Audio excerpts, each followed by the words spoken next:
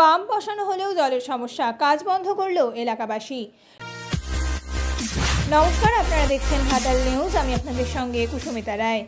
ঘাটাল পৌরসভার 10 নম্বর ওয়ার্ডে সোমবার এলাকাবাসীরা কানেকশনের কাজ বন্ধ করে দিলেন। এমনিতেই এলাকায় দীর্ঘদিনের জলের সংকট, গ্রীষ্মকালে যা তীব্র আকার ধারণ করে। ইতিমধ্যেই ঘাটাল শহরের বেশ কিছু এলাকায় জলের সংকট দেখা দিতে শুরু করেছে। ওই এলাকায় জলের সংকটের কথা ভেবে নতুন পাম্প বসানো হয়েছে। এলাকাবাসীর দাবি, পাম্প বসানো হলেও পাইপলাইনের কাজ যেভাবে করা হচ্ছে তাতে আগের মতোই জলের সংকট থাকবে, আর তাই কানেকশনের কাজ বন্ধ করে দেয় এলাকাবাসী।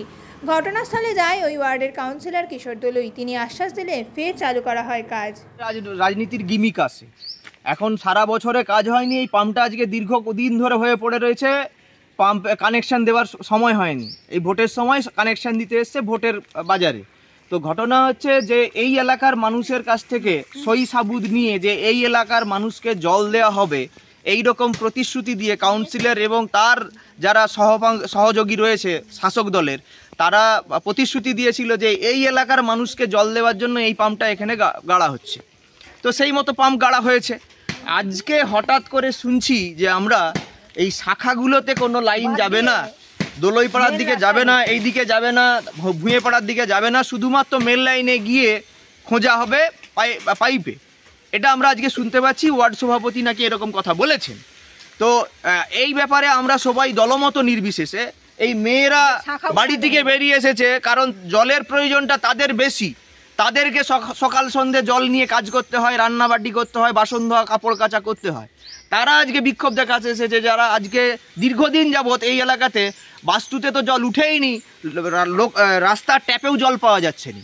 এমতো অবস্থায় এইখানের এলাকার লোককে প্রতিশ্রুতি দিয়ে পাম্প বসিয়ে এই এলাকার জলকে বঞ্চিত করে জল যদি অন্যত্র পাঠানো হয়, তাহলে সেই কাজ এলাকাবাসী করতে দেবে না।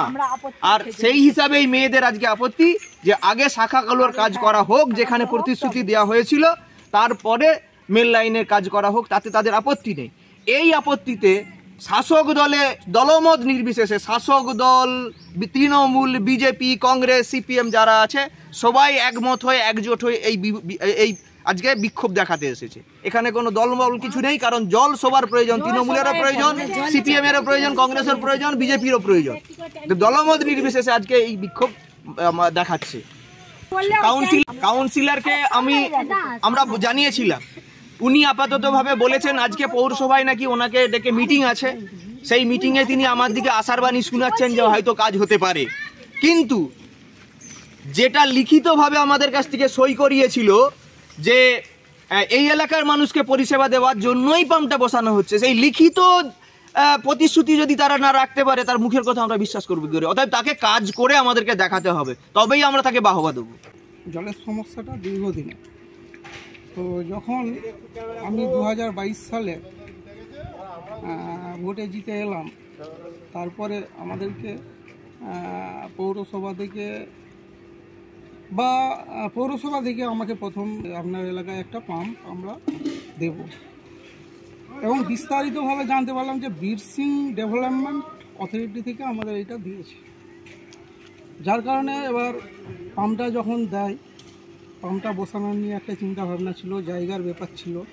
হ্যাঁ, তো পাম্পটা আমরা এই এলাকাটা যেহেতু দীর্ঘদিন একটা জলের সমস্যায় ভুগছিল, আমরা অনেক চিন্তা ভাবনা করে আলোচনার মাধ্যমে আমরা পাম্পটা এই এলাকাতে বসিয়েছি।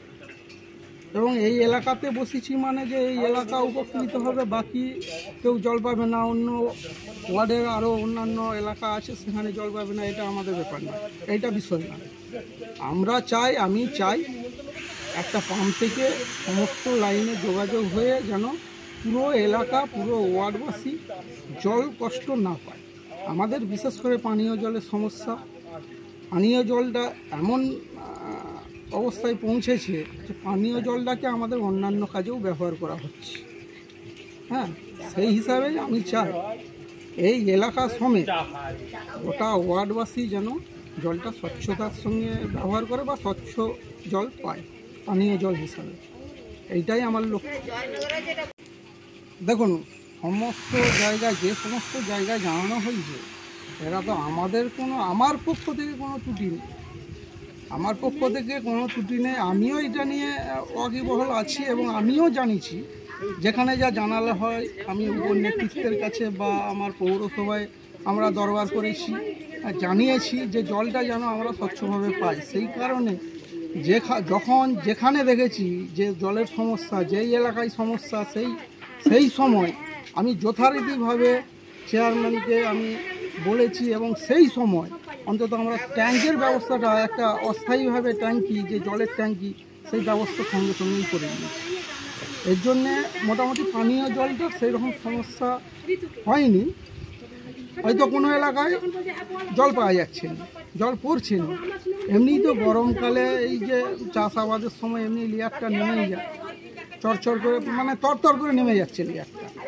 সেই হিসাবে আমরা জানি হয়তো এই এলাকায় দেখছি জলের সমস্যা হচ্ছে, সঙ্গে সঙ্গে যখনই আমরা বুঝতে পারি আমাকে জানায়, আমি সঙ্গে সঙ্গে অস্থায়ীভাবে যে আমাদের পৌরসভার জলের ট্যাঙ্ক আছে সেই ট্যাঙ্ক আমি সঙ্গে সঙ্গেই ব্যবস্থা করে দিই।